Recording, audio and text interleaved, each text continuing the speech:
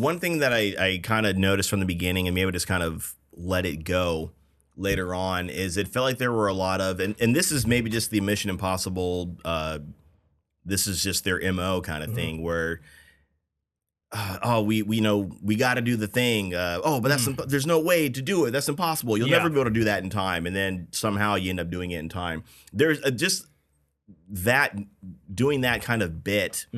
It got a little tiresome for me. And I guess that's just, maybe that's just part of the MO for the franchise. Would you say that with this one specifically, or like overall? I think I noticed it more with this one, but I think it's made me go back, and again, because I started watching after I watched the movie, I went and tried to rewatch or finish watching some of the other ones, and I saw the same thing happening there too. It's like, oh, we got to do the thing; it'll never happen.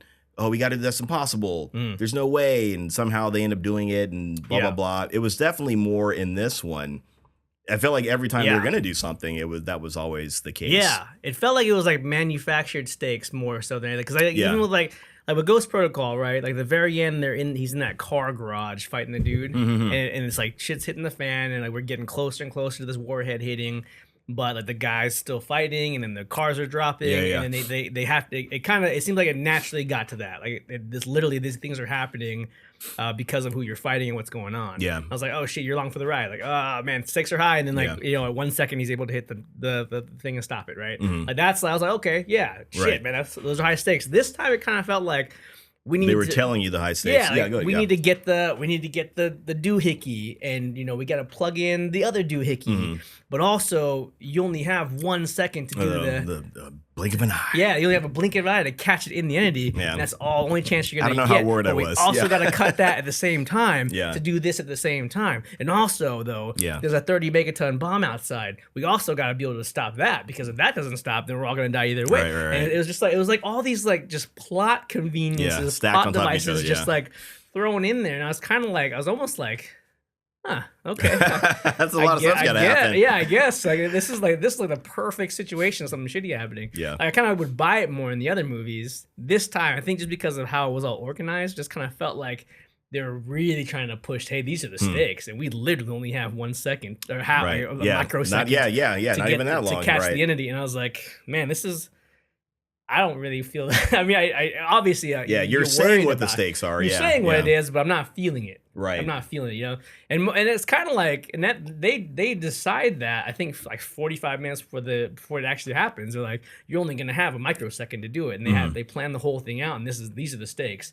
In the other movies, it seems like these kind of happen. Like there's never a point where they're like, oh, but you're gonna have cars falling on you when you're fighting the guy for the briefcase. Yeah, that's the difference. That's happening as a cause of the situation. Yeah. This is more of like these are the stakes, and we have to, go fight that. Yeah. So it's kind of. It would have been perfect if they say all the stakes and they turn to the audience. So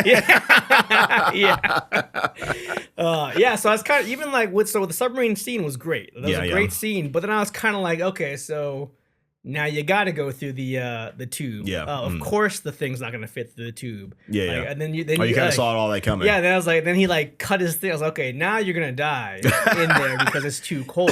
It's too everything. Yeah. And then he gets out but he's still holding the tank. I was like, okay, well at least you have the gases going into you. That's what's gonna keep you from decompressing. Yeah. Even though you're gonna freeze to death.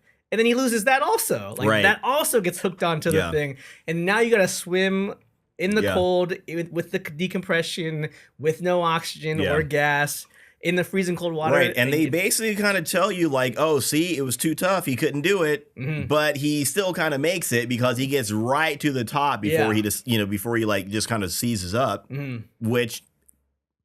It would have happened like, a lot lower, I suppose. But you know what I mean? So it's almost like they're saying they're taking away the negative that somebody could make the argument that there's no way he could survive doing all this, and he didn't. Yeah. But because he got close enough, his friends helped him and bailed him out, so he's still alive and blah, blah, blah. Yeah, friendship wins. Friendship wins. That's the moral, Because, I don't want to keep bringing it back to Ghost Protocol, but that, like, the climbing scene was on the side of the thing. Yeah. The hand things go bad. Like, oh, shit, so I almost fall. Dang, it's like I used one hand to get to the top, and I got to the top. And then when he comes back down, he has to do the swing thing and come back down. It's like, oh, well, he doesn't quite make it, but, it's, I don't know, it seems like it just kind of flows a little better. Yeah. Because of the stakes. But this one just felt very manufactured, and I was like, I don't know. I'm not really buying it. I'm just not buying it. Like, I wasn't really on the edge of my seat because I was like, oh, well, I knew that was going to happen. Yeah. And the weird thing is, like, when you get further and further into movies like that, I mean, you can kind of get away with it. You know what I mean? Like, I've always said, like, the third movie typically is the cash grab kind of thing, where they just get lazy to do whatever. They didn't do that with the Mission Impossible movies. I wouldn't go so far as to say they did that with this. Yeah. But I think they kind of realized, like, we can probably get away with a little bit more. You know, if we say what the stakes are instead of actually showing it or whatever, like you said, letting it, like a domino effect, like a cause and effect, kind of thing happening.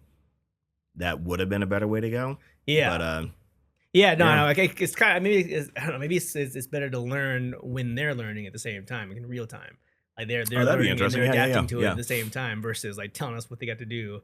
And then they do it. Yeah. And they did it. Right. Yeah. So, yeah. It wasn't that much of a surprise that they actually did it. Yeah. I will say, like, one thing that I was hoping for, and I say this with all due respect, because this might be like, I think I might have sprung this on you before, like a new segment, making up a new segment. Like, what would you have done differently with this movie? Oh, definitely would have been shorter.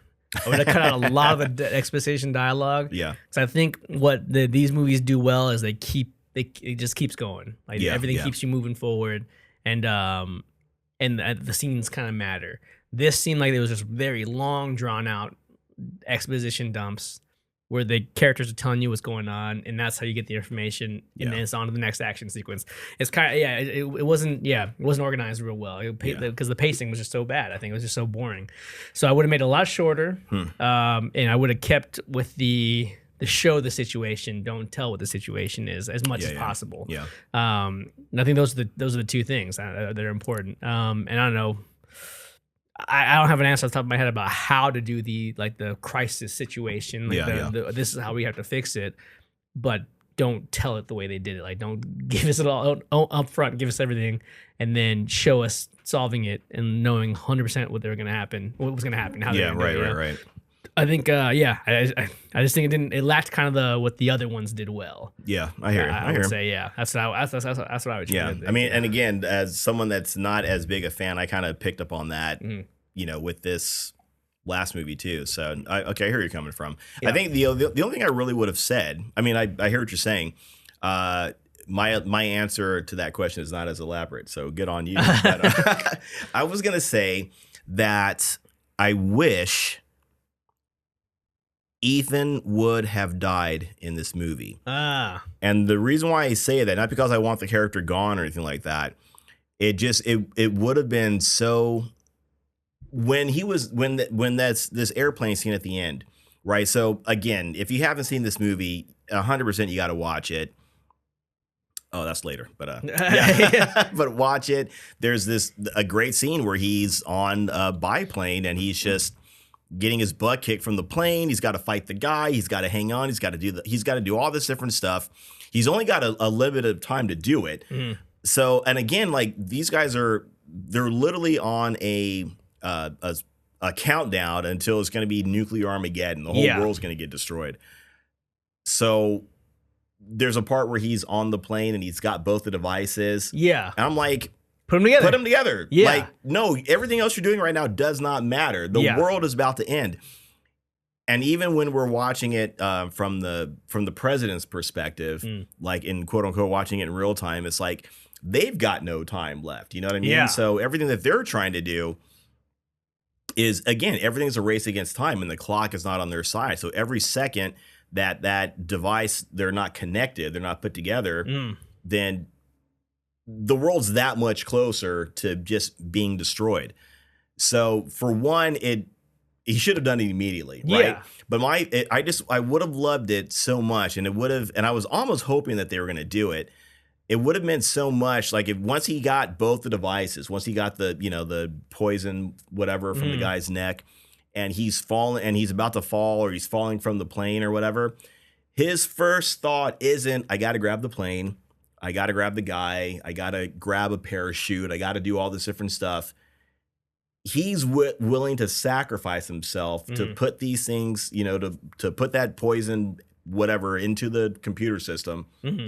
just so he can save the world. That's the only thing he's focused on. So once he grabs it, he falls off the plane because he doesn't care. The only thing he's trying to do is just save the world. So as he's falling off the plane, he puts them together. You did it, Ethan. You won. And you don't got to show his body. You don't got to show anything crazy. Because they kind of hinted that with the parachute, him going like behind these hills, and you don't know what happens. That would have been cool. You don't got to show. You don't have to be gory or do anything crazy. Just you know it as the audience. So I was ready to be. I was hoping to be impressed with them doing that. That Ethan literally gave his life to stop, nuclear Armageddon kind of thing. I was kind of hoping for that. Yeah, now that would have been. I think that would have been. And it would have been a good send off. Yeah, I think it would have been more impactful for that. For this, and I think the only reason why they wouldn't do it is because they weren't ready to end this franchise. Right. Because I can 90%. I'm sure they're gonna come up with another movie. I can't imagine they wouldn't do another one, which I'm cool with. I'll keep watching these movies forever. But I do agree with you. They really were trying to send him off and end it. That's how they would have done it. Yeah, he would have died a hero. Yeah. Now it's another part about trying to manufacturing the stakes. Like he got into the pilot's seat. Had both of them. He looked at them, was about to do it. Yeah, and said, was like, let me get back to the plane. Wait a minute. Let's get back to the plane real quick. Yeah. I was like, well, why didn't you just do it? Just plug it in. Because literally, it's just. Yeah, because then he jumps out of the plane with the parachute without putting it together. And I guess there was a parachute because the guy said there's only one parachute. I'm the one with the parachute, but I guess there's the one in the front seat. There was another one?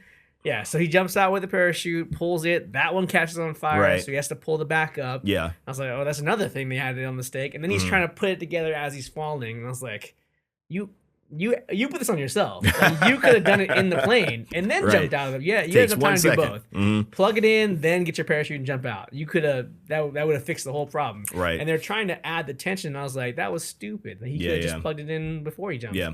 And so it's kind of one of those things that was just like it was glaring. I was like, that didn't now you're creating the tension. Yeah, and then they filmed it. They filmed him like chocolate peanut butter. Look at both of them about to do it, and then for some reason he stopped. Right. I'm like, maybe they're trying to like, oh well, if I don't get out now, I'm gonna crash. Yeah. But and again, my thing would have been like, exactly. Yeah, that's not the mission. Right. Then save yourself. That's the so I don't know. So that to me, I was a little taken out of it at that point because I was like, now you're just trying to create as many obstacles as you can. And this one, Ethan created himself. Yeah. So that was kind of the And then I think like lastly, if this was going to be a send off movie, other than like throwing in those like little Easter eggs from the old movies. This movie kind of ended like every other of the movies. It did. Like this it 100% did. This is not a wrap up of the series at all. It's like it looks like there's going to be another mission, and when they put the bat signal out, they're all going to get together and save the world again. We're all going away like we usually do at every other movie, right? But when they call for it, we'll be back. Yeah, and that's what exactly. It didn't seem like an end of a franchise, a send off. This is it, guys. Like that's what tells me they're not done. Right? Yeah, they left it very open ended. Yeah. And I tried to watch it from the perspective of, this is them like riding off into the sunset, so to speak. Like they're going to go their separate ways, but we as the audience, we know that, they're there to save us whenever, the world's in jeopardy. But we're just not quite going to see those adventures anymore or whatever. Or something. Exactly. But exactly. That's not as interesting. Yeah, this was not like a wrap up. Like they didn't talk about any of the old people. They didn't talk about Ilsa once. They didn't talk about Jules once because Jules is really important to Ethan. I guess they kind of wrapped it up at the end of Fallout in a way, but all the things that are important to this series, that became very important to the series are not present. And there's not really a wrap up for anybody. It's just like we just one more crisis we resolved. Right. And we'll see you at the next one. Yeah, that's kind of why I thought they didn't kill him too. Is because why would this kill him? He's done more crazy stuff than this and come out alive. So why would this be the thing that does it? But exactly. Yeah, but no, I hear you. So so be ready for number 9. Everybody. Ready. And I'll be there. I got to admit, I'm gonna watch it too. I'm a fan of the series now. So, but just as far as like if this like narratively and as far as closing on the franchise. It didn't not really so feel much, like like this wasn't any different than the last 7 movies, right? So nothing with him. It ended the same. It's nothing where he had to stay off the grid again or Yeah, whatever. again He's for the fourth time, or, yeah. right. There's nothing like that. It was or just retiring or nothing like that. Nothing. Or like you know that. what I kept hoping for, but we never saw, is that maybe it all kind of caught up with him. You know what I mean? Between the decompression, the freezing, all the the concussions and the beatings and everything else he's been through, he's just like too beat up. Yeah. You know what I mean? Like they even talk about, I can't remember which movie it is. I think the one where it's the first one where he dies and they bring him back. He jumps into the pit and he basically kind of drowns. He has to. They're underwater and he has to change the. The cartridges. Remember that's in Rogue Nation. Okay, yeah. Yeah. So he basically dies in that, and they resuscitate him. Cool, I got no problem with that. And I don't know what the turnaround time is for that kind of thing, but like a few minutes later, he's in the car with Benji, and he's like, "You were just dead. Are you okay to drive?" And clearly he was. Yeah. So I don't know what the turnaround time is from having having zero heartbeat to being alive again. Are you back to 100%? Are you back to 50%? It would have been cool. And again, it would have been a respectable send-off. Respectable. Yeah. That's what I said. Send-off. If he's that beat up and he just can't do this crazy crap anymore. It'd be cool to have shown him like actually aging, like as Ethan. Like Ethan actually aging. Right. And be like, he can't quite fight like he used to. Can't quite move like he used to. Yeah. He still gets it done, but sure, it's obviously catching up to him. Yeah, he's taken a few more hits, more than he would have in the past. Stuff like that. Things are taking longer. Maybe shots are more off. Yeah, or he doesn't have the confidence in the shot. Yeah, all that kind of stuff would have been great. They kind of did that in the Lethal Weapon series, the third one, because Mel Gibson was this complete badass in the first one, and then by the time the fourth one rolled around, he was fighting Jet Li, so okay. Well, no one's going to be Jet Li at any age. That fight. Yeah, and he was dynamite. He was amazing in that. But they leaned into that. They're like, neither of us are as young as we used to be. So they basically had to team up on him, and he still beat the hell out of them. But it would have been. Again, and it would have been a good send off, even if, like I said, after he came out of the decompression chamber and the freezing conditions, he just was not 100%. And it's like, if I were to keep trying to do this and have these stakes on my back, I'm not going to be up to the challenge. Yeah, so it's time for me to step.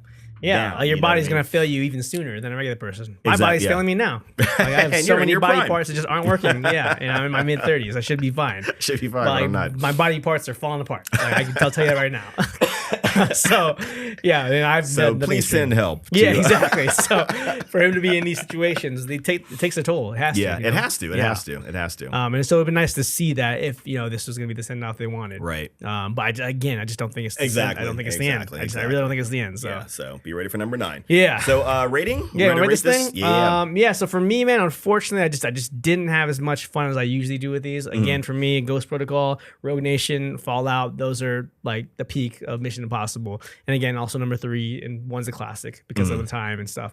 With that said, like those movies are great to me. This one was a little bit, it's not quite as exciting. Obviously, great set pieces, great action sequences, a lot of cool things in it, but just didn't quite get me there. So for me, I'm probably sitting at like I don't want to say a 79, but like 79, 80. Like I just say yikes. Yeah, like 79, 80. Like I'm not feeling great about it. Yeah. Some good stuff about it. I'm probably gonna go back and watch it again, and I'll probably feel differently about it because like I watched Dead Reckoning, didn't really care for it. Watched it again. I was like, okay, this is a little better than I remember. Yeah. So it'll probably change a little bit if I watch it again, but just first time experience in the theater didn't quite get me there. Yeah. As far as our rating, stream it. I stream it in a sense, but as far as like a rating goes, but at the same time though, this is a movie you got to see in theaters. Like if you're gonna see this movie, the best way to see it is in theaters. I saw it in IMAX, and I'm happy that I saw it in IMAX. So like if you are gonna see it, it deserves to be seen in theaters. But it's not gonna feel like Fallout or Ghost Protocol. I think personally, So that's where I'm at. How about you? Yeah, I think maybe because I am not as big of a fan. I mean, I respect the series, and again, I still need to watch completely the last 2, not half of each. I don't recommend that, everybody. If you're gonna watch a movie, watch it completely. But I'm gonna give this movie, and my low number. This is me being mean. I'm gonna give it an 88. I might even. Wow. I'm somewhere between like an 80. Well, I guess a 90. I'm somewhere between like an 88, maybe even up to a 92. Oh wow. Okay. And again, there are some, and I'm more towards the 80 side of it because there are those nitpicks about the whole, you got to do this, that we talked about. That it takes away a lot from the movie. But I've got so much respect for the movie because what we talked about, and especially in that last scene with Tom Cruise on the plane, like we're watching a stunt show like we have not seen in a movie since I don't know when. Yeah. You know what I mean? So this is it's fantastic movie making. It's fantastic movie making just for those scenes at the end of it. Yeah. And especially when you know all the work that went into it, it makes me respect it that much more. Yeah. So almost more out of a respect for what they worked so hard to put together, and then it worked on the screen.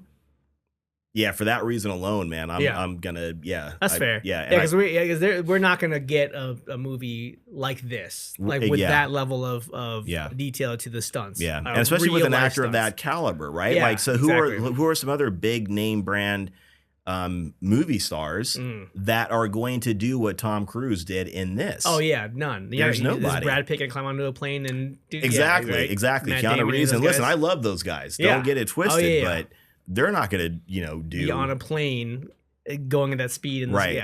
They're not gonna, exactly. Yeah, seeing a human being, a real human being in the real situation like that being filmed. Yeah, and that camera's like up close and personal. It's not anything from a distance. There's no that's a guy dressed up like Tom Cruise. No, that's Tom Cruise around. That is Tom Cruise, and he's getting his butt kicked. Yeah, it's great. And the guy in the pilot, he's just laughing. Yeah, just laughing. You asshole. Maniacal villain. And then the way they killed him too. The way I was a little surprised. They first take a shot to the nuts, and then a shot to the head. Yep. Yeah. Take that, you bastard. Maybe pull the trigger or pull the shootout. Yeah. I doubt it. I don't know. But so for that reason, I'll just say 90, and then I'm gonna say drop what you're doing. I say go watch this. I know we were saying the same thing, but I say go watch this.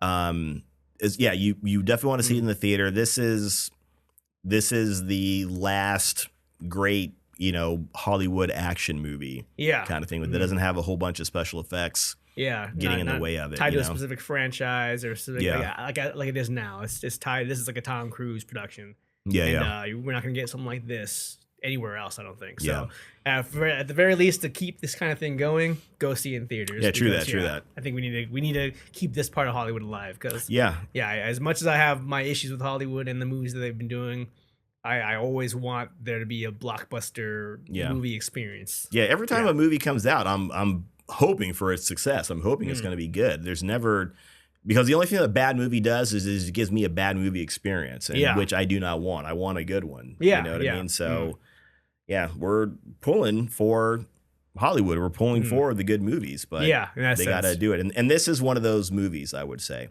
even taking into account like a lot of the weaknesses in the plot, I suppose, and some of the execution. So definitely. Cool.